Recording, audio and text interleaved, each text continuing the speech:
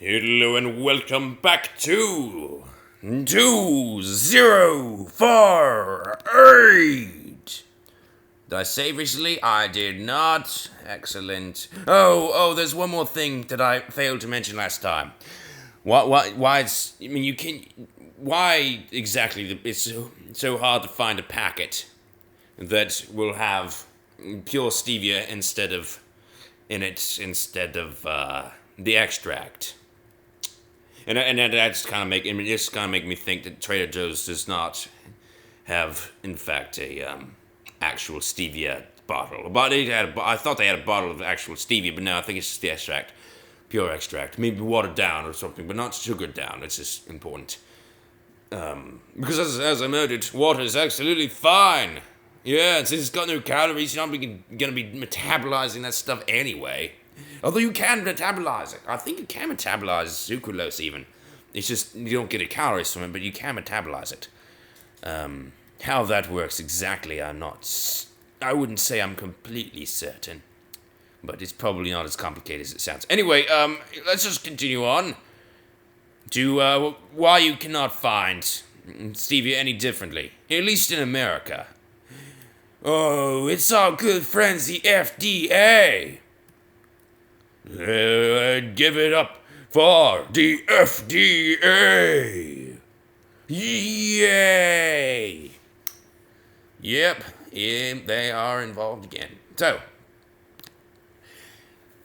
of course, being an additive to food, as an additive to food, and you can buy the plant, you can buy the stevia plant, grow it yourself, eat all you want of that plant's leaves. You'll be like, oh, please don't eat my leaves. Oh. And you'll be like, nom, nom, nom, you shouldn't be so sweet if you don't eat your leaves, nom, nom, nom. But it was a safety mechanism. No, it's like a poison. Ah. What? Nom, nom, nom, nom. I don't know if that's true or not. Just thought that'd be scary. And anyway, but it might be true. Ooh, what if it was a safety mechanism? What if it killed everything that ate it? Well, that's not true. I mean, we're not dead yet. But you will be from old age. But then that happens to everyone, so. Right. The FDA has to approve anything before it is added to a food. And just imagine how a soft drink company could dominate the market if it can make a diet beverage that's also naturally sweetened. Yeah. I mean, anybody, really. It's natural to combat... Yeah, that way it combats the growing suspicion that that artificial sweeteners are bad. And I mean and this time I actually mean artificially, completely artificially made artificial sweeteners. I'm not meaning artificial sweeteners. I'm meaning artificially made artificial sweeteners, like sucralose. Because those are now getting a bad rap, as they very much deserve. We're now going to say that it's now a big incentive for the market to have sweeteners that are naturally created, artificial sweeteners that are natural. Oh, yes. Good. Excellent luck. Oh, yes. Thank you. Oh, yeah, dude. Awesome. So, I must go through the process of getting approved. But to speed it up, and perhaps to even get it approved, even if it's not safe, which the PepsiCo, in an attempt to dominate its competitors. I mean, as I said, it's a corporation. It's only bombed by dominating its competitors. It makes money, gets money for the stock, profits of the stockholders.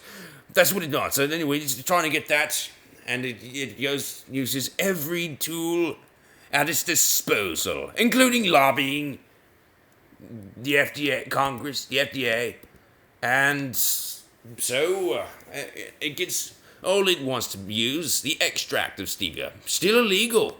Stevia itself has not been approved to be added because there's no reason.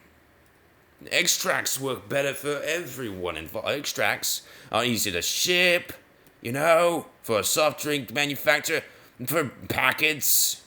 You don't want to put stevia in there, the whole plant. Who's going to want to eat a plant? It's going to taste like a leaf. Ew, gross. No one wants that. So, of course, stevia is not approved as a food additive. But the extract is, because that is what the PepsiCo needs.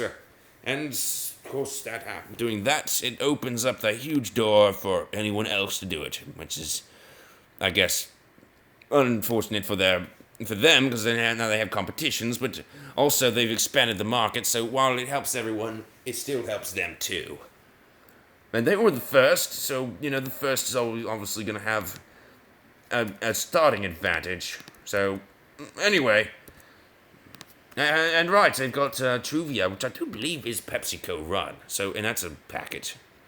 So, they do have a market for themselves. And I do believe it's made some money. I do believe it actually is the biggest stevia packet manufacturer. So, they've dominated that industry. They made a new industry for themselves by lobbying it into existence, and now they are dominating it. As expected. It's all happening according to that plan.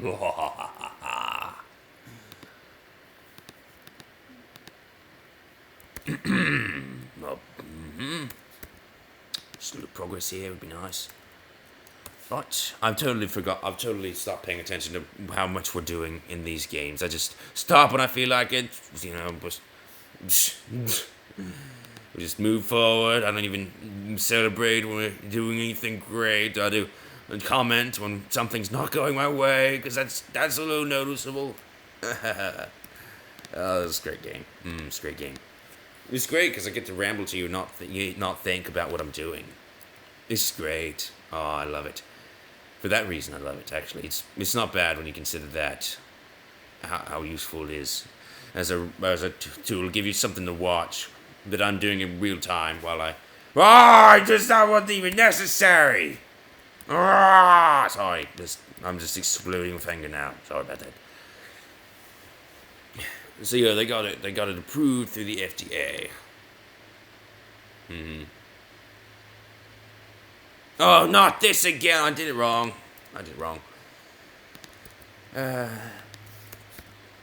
So that's why you can only. That's probably why in America you can only find it as in the extract, because the plant has still not been approved. But anyway, I said I was going to get to talking about why stevia is not necessarily going to help you, even if you were to eat it well, responsibly. Even if you ate just the extract, even if you went to Trader Joe's and got the bottle. It's okay, like I know this guy who's on a candida diet and he can't eat any sugar.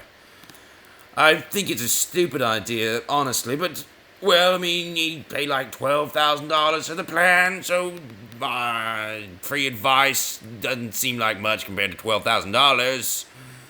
So, yeah, there's not a whole lot I can say. But, just help, You're killing yourself, man!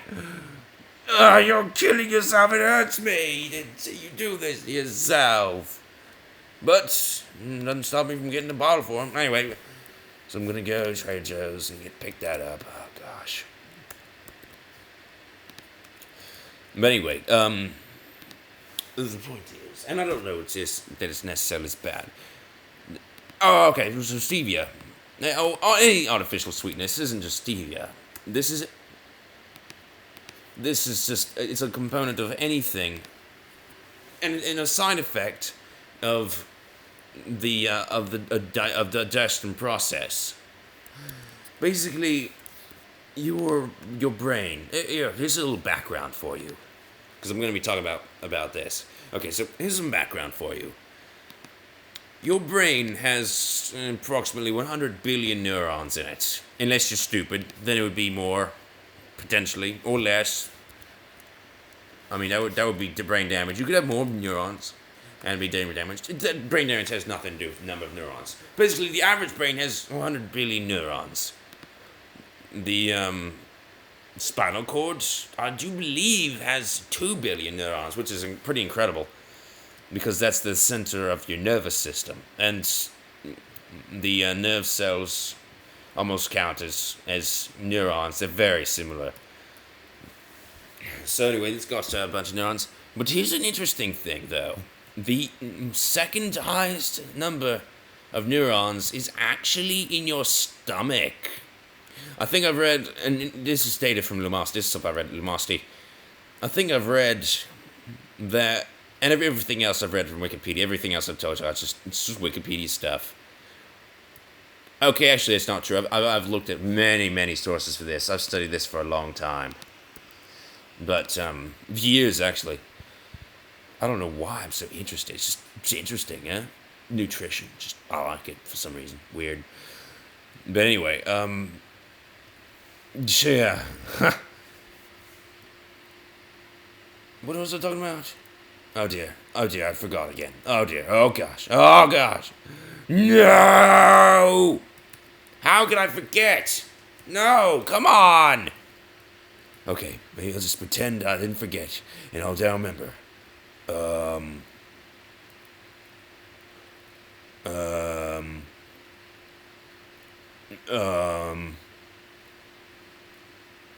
dear. Oh yes, your stomach. I think that it's like 10 billion neurons. So that seems like high, doesn't it? That really does. That's some.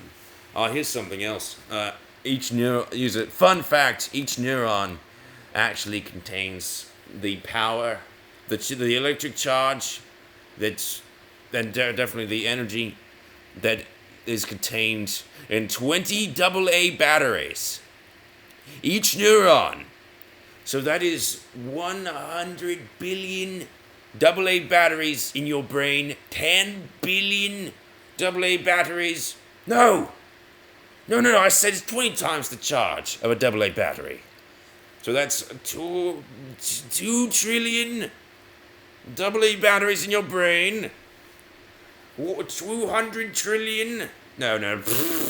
200 billion AA batteries in your stomach.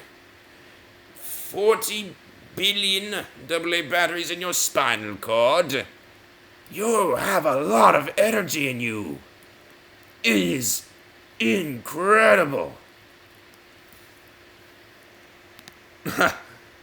Isn't it? Wow. That's something, huh? I thought that was something. Anyway, moving on. That's actually pretty relevant. It was just a fun fact. But, of course, fun facts are going to slow me down. Because I had to think of those and have to change back to what I was thinking about, and I hadn't written any of this down. It's all improvisational speaking, not even a note sheet. So it's a little difficult, and I've got some issues already, so yeah, this is a little difficult for me, but bear with me. We will reach the end of this glorious journey eventually. Both of what I'm talking about and of this game. I haven't forgotten about the game. Still trying to do the game. And, so yes. Oh, man, I've said so yes a lot. I'm just trying to ease myself back into speaking. But now I'm talking too much about how I'm doing what I'm doing, basically telling you about all this stuff and not actually spending any time doing it. So, back to doing it. So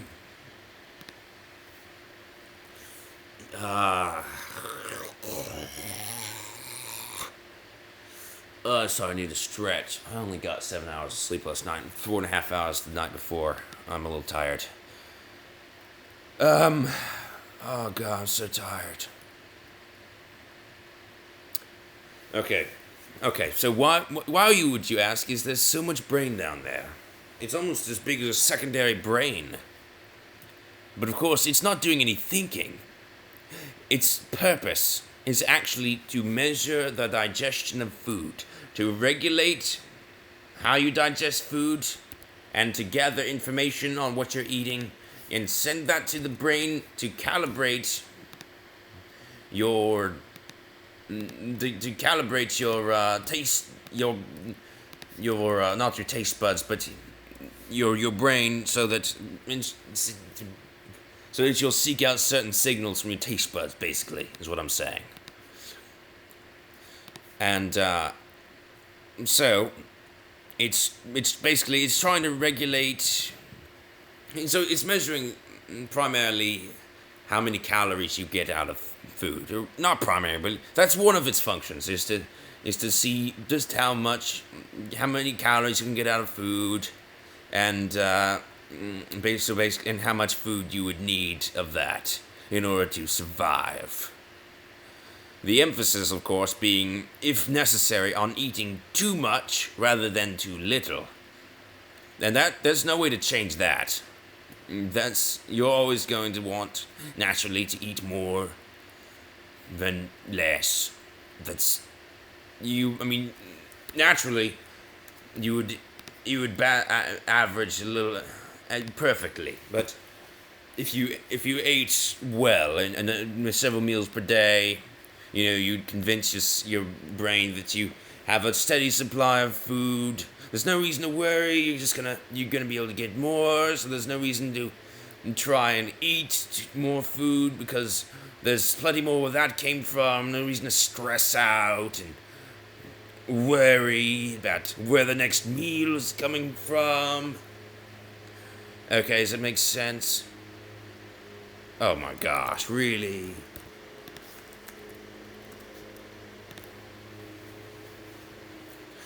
So,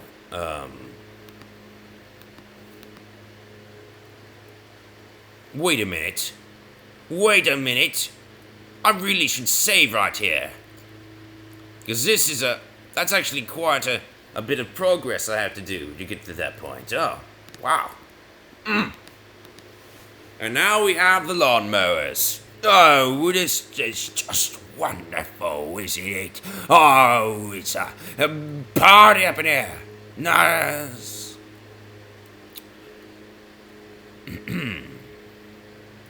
Right. Have I made any progress here at all? Okay, so yes, alright, so what happens is, it's measuring the food, and when you start to when you're eating a food and it doesn't have as many calories as you think it should, basically your brain has an idea of how many calories sugar has. It has calculated that, from all the sugar you've eaten, all the carbohydrates. It calculates that, but then when it breaks that down, it can get approximately 3.75 calories from that. Your brain has to calculate this stuff so it can regulate how much sugar you eat, how much you want sugar. It's all part of it. If sugar has high in calories, then you don't need as much of it to survive. Basically, you've already eaten enough sugar. You don't need any more sugar because you already got quite a bit of sugar, and that's it. That's how your brain works. Now, if on the other hand you have an unnatural.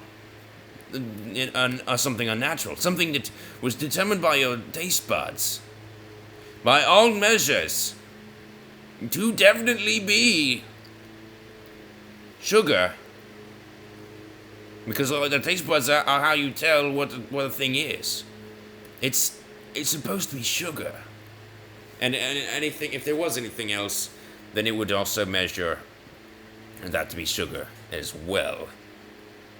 So everything is saying that is sugar, but in fact, it is not. And when it's trying to be broken down, it measures at only 0 calories that you can get out of that, which tastes like sugar. Now, because of this, the brain divides by zero and explodes instantly. That's the primary reason you want to eat artificial sweetness. The other reason you want to eat, which is the real reason, or the reason that if you do eat them, it's going to make you even more hungry and make you eat more sugar or crave artificial sweeteners more, which of course, because they have sugar in them, is going to get you eat more sugar, is because you need more. If the brain determines that you can get a grand total of only 0 calories, or averaged with the other sugar that's in a packet, you know,